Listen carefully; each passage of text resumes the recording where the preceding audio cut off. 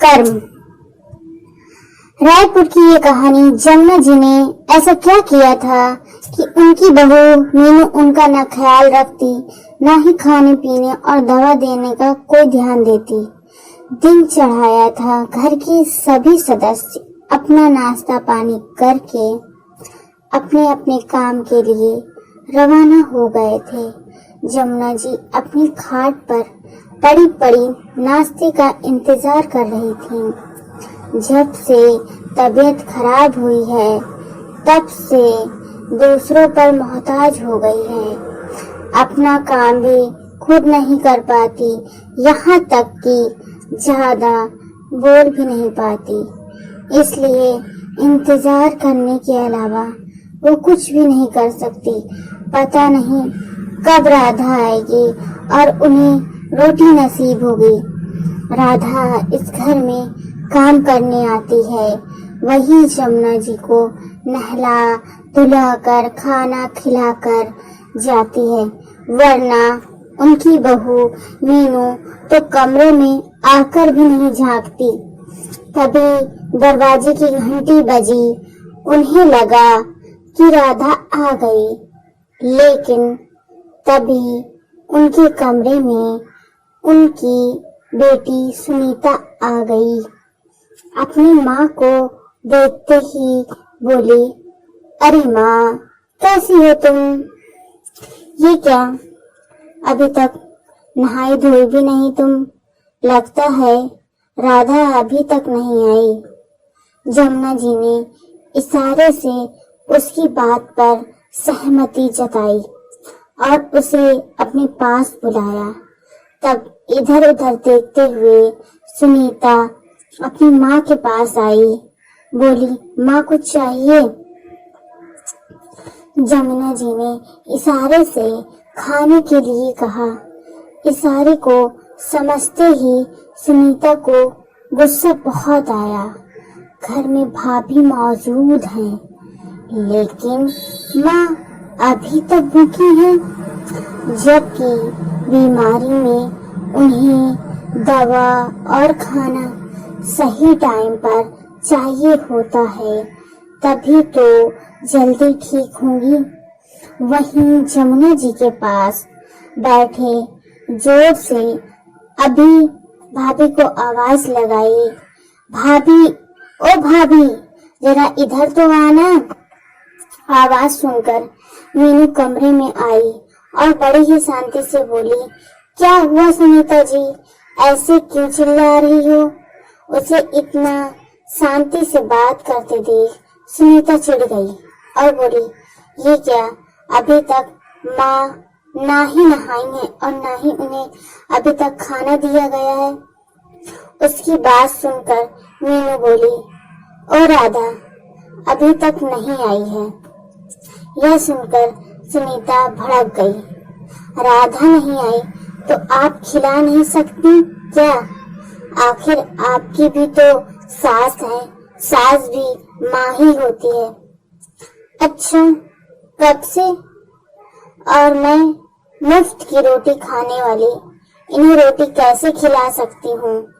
मीनू ने मुस्कुराहट के साथ सुनीता को कहा तो सुनीता झेप गई, पर मीनू ने कोई बहस करना ठीक नहीं समझा और सिर्फ इतना ही कहा, आपकी माँ है तो चिल्लाने की जगह आप कर दीजिए। रही बात खाना खिलाने की, तो रसोई घर कहाँ है, कौन सा सामान कहाँ रखा है, वो भी आपको पता है। मेरी जरूरत कहाँ है? कहकर मीनू चुपचाप अपने कमरे में चली गई। सुनीता खुद ही उठी और चुपचाप रसोई में से अपनी माँ के लिए पहले खाना लेकर आई और उन्हें खाना खिलाने लगी। इधर मीनू अपने कमरे में आ गई। कमरे में आने के बाद उसे याद हो आया वो दिन जब वो नीरज की पत्नी बनकर इस घर में आई थी। घर में सास जमुना जी, छोटा बेटा पवन और बेटी सुनीता थी। जमुना जी का स्वभाव बिल्कुल दबंग था। उनके आगे घर में किसी की नहीं चलती थी। उन्हें मीनू सिर्फ काम करती हुई अच्छी लगती थी। उसका आराम करना उन्हें कभी पसंद नहीं आता और उनका साथ देती थी उनकी बेटी सुनीता। उसे बड़ा मजा आता था अपनी माँ से अपनी भाभी को डांट पड़वाने में, बात बात पर ताने सुनवाने में। अगर मीनू कभी गलती से कह भी देती कि वह थक गई है तो उसे सुनने को मिल जाता कि तुम्हें घर में कोई मुफ्त की रोटी तोड़ने के लिए थोड़ी ना लाए हैं, चुपचाप से काम करो। शादी के 1 साल बाद वो एक परी की माँ भी बन गई, पर फिर भी दोनों माँ बेटी के स्वभाव में कोई फर्क नहीं पड़ा। अभी भी वो लोग मीनू से पूरा काम करवाते, चाहे उसकी बच्ची भूख से रो ही क्यों ना रही हो, पर उन्हें पहले काम चाहिए होता। लेकिन मीनू की जिंदगी उस समय पूरी तरह से बदल गई जब उसके देवर पवन की शादी पक्की हुई। घर में शादी की तैयारियां चल रही थी तो जाहिर सी बात है काम बहुत ज्यादा बढ़ चुका था। उस दिन परी की तबीयत ज्यादा खराब थी। पिछले कुछ दिनों से उसे बुखार आ जा रहा था। उसने बुखार की दवाई भी दी, लेकिन जब तक असर रहता तब तक वो ठीक रहती और जैसे असर खत्म होता परी की तबीयत वापस खराब हो जाती।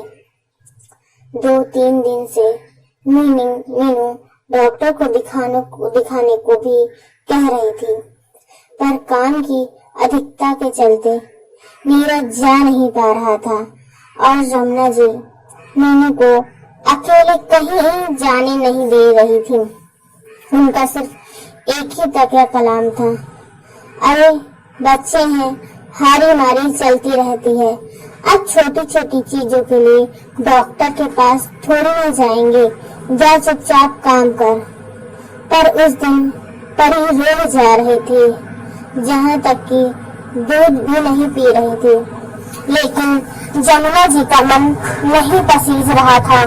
मीनू उसे गोद में लेकर दूध पिलाने की कोशिश कर रही थी तो जमुना जी ने डांट दिया, अरे घर में शादी का काम है और तू बार बार बच्चे को लेकर बैठ जाती है।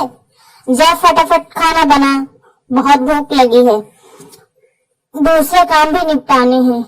थोड़ी देर बच्ची को रो भी लेने दिया करो ताकि उसके हाथ पैर चले। आखिर मीनू को परी को छोड़कर रसोई में जाना पड़ा। बीच में 1-2 बार कमरे में आने की कोशिश भी की, पर सुनीता अपनी माँ को भड़का देती और उसे डांट पड़ जाती। 2 घंटे बाद मीनू अपना रसोई के काम निपटा कर फटाफट कमरे में गई तो देखा कि नन्ही सी परी रो रो कर थक हार कर खुद ही सो गई थी। मुंह में अंगूठे को लिए हुए तितर बितर हालत में सोई हुई अपनी 5 महीने की बेटी देखकर मीनू की आंखों में आंसू आ गए। उसकी आंखों का फैला हुआ काजल बता रहा था कि कितना रोई होगी। लेकिन घर में आखिर सुनने वाला कौन था? तभी बाहर से जमुना जी की आवाज आई, अरे ओ बहू, कहाँ चली गई? जरा जल्दी से चाय तो बना कर लेकर आ। अभी तो खाना खाया है, अब फिर से चाय। मीनू ने मन ही मन सोचा, पर इस बार उसका मन नहीं माना। आखिर अपनी बेटी को ऐसे कैसे छोड़ सकती थी? उसने सोचा कि मैं अभी इसे दूध पिलाकर ही जाऊंगी, आज चाहे माँ जी 10 बात ही क्यों ना सुनाए।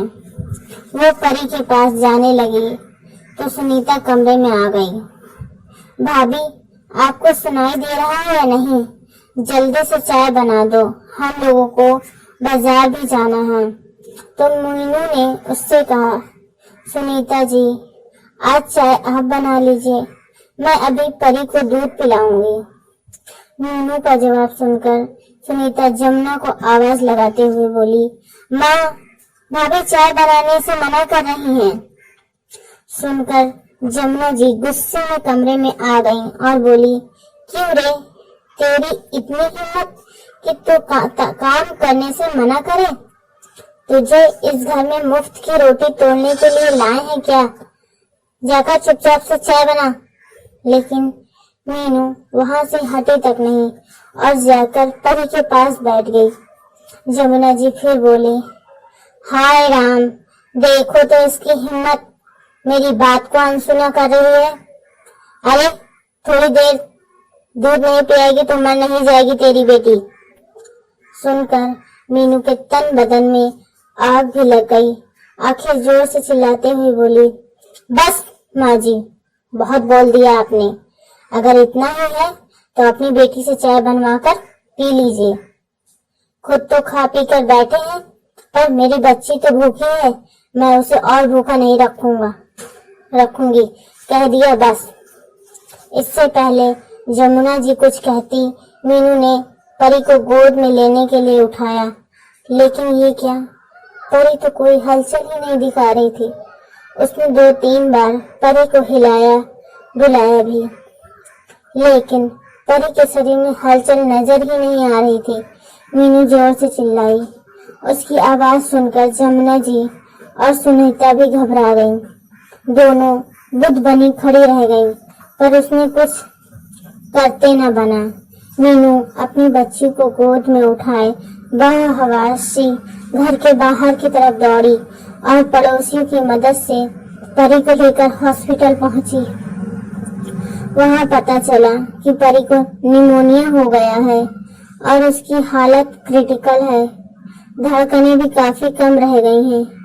डॉक्टर्स भी परी को बचाने की कोशिश में लग गए, लेकिन जब तक नीरज और पवन हॉस्पिटल पहुंचे, तब तक परी ने दम तोड़ दिया। उस दिन का सदमा ऐसा बैठा कि आज मीनू पूरी तरह से बदल गई। हालांकि इसके बाद वो 2 और बच्चों की मां बनी, लेकिन अपनी उस 5 महीने की मासूम बच्ची का दम तोड़ना वो आज तक नहीं भूली। आज मीनू पूरी तरह से बदल चुकी है। परी की मौत के लिए उसने आज तक जमुना जी और सुनीता को माफ नहीं किया। उस हादसे के बाद जमुना जी पवन के साथ ही रहने लगी, लेकिन उनकी आदतों को चलते रहते उसकी पत्नी ने उनकी सेवा करने से साफ मना कर दिया। आखिर थक हार कर जमुना जी को नीरज के पास ही आना पड़ा। नीरज अब अपने बेटे होने का फर्ज तो निभा रहा है, लेकिन वो भी अपनी बच्ची की मौत को नहीं भूला था। इसलिए दोनों पति पत्नी जमुना जी के कमरे में नहीं आते, बल्कि उनकी सेवा के लिए राधा को रख लिया। आखिर करने का फल जीते जी ही मिलता है। यह बात जमुना जी को भी समझ चुकी थी, इसलिए वह भी अब ज्यादा कुछ नहीं कह सकती थी। यह दुख भरी कहानी आपको कैसी लगी, कमेंट्स में जरूर बताएं।